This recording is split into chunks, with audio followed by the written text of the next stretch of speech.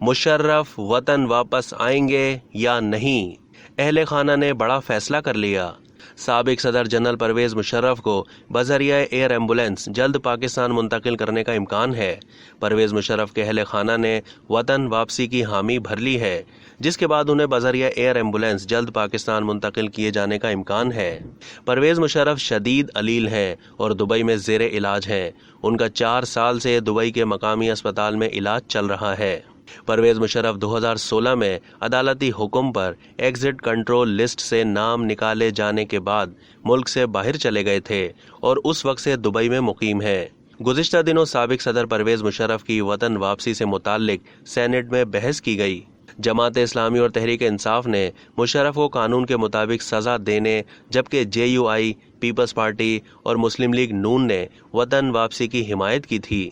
Pakistan peoples party के senator साबिक वजीर आज़म यूसुफ रज़ा गिलानी का कहना था कि जब परवेज मुशर्रफ यहाँ थे तो मैंने कह दिया था, मैंने परवेज मुशर्रफ को माफ़ कर दिया है।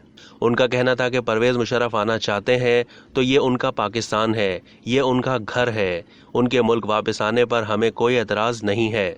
सेनेट के इजलास के दौरान चेयरमैन सेनेट सादिक संजरानी का कहना था कि परवेज मुशर्रफ इस मुल्क के बाशिंदे हैं, बीमार हैं, आना चाहते हैं तो उन्हें आने दें। मुशर्रफ की वतन वापसी पर सियासी क़यादत का भी मौक़िफ़ सामने आया था।